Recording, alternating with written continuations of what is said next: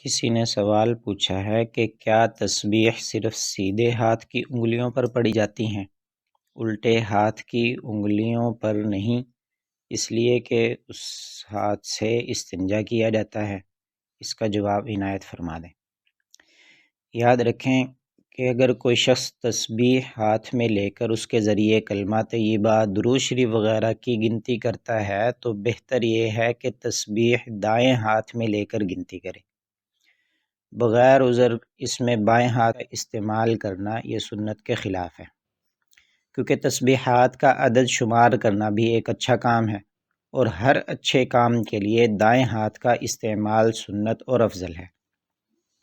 اور اگر کوئی شخص انگلیوں پر تسبیحات شمار کرتا ہے، یعنی دونوں ہاتھ کے پوروں پر 30 تک اعداد شمار کرنا، وہ اس طرح تسبیحات کرتا ہے تو چونکہ ایسے شخص کے لیے 15 کے بعد مجبوری ہوتی ہے، ورنہ عدد میں شبہ ہو سکتا ہے۔ اس لیے اگر ایسا شخص مجبوری کی وجہ سے اس طریقے پر تسبیحات کی تعداد شمار کرتا ہے اور 15 کے بعد بائیں ہاتھ کے پوروں پر شمار کرتا ہے تو اس کی اجازت ہے۔ اسے ناجائز کہنا یا کسی کو اس طرح کرنے سے منع کرنا غلط ہے۔ جس طرح مسنون عقد انامل میں 100 کے بعد سینکڑے کے لیے بایاں ہاتھ استعمال کیا جاتا ہے، کیونکہ دایاں ہاتھ صرف دہائیوں تک کافی ہوتا ہے، سینکڑے کا حساب بائیں ہاتھ میں ہوتا ہے۔ اسی طرح اس میں بھی 15 کے بعد عدد کی غلطی سے بچنے کے لیے بائیں ہاتھ کا استعمال بالکل درست ہے۔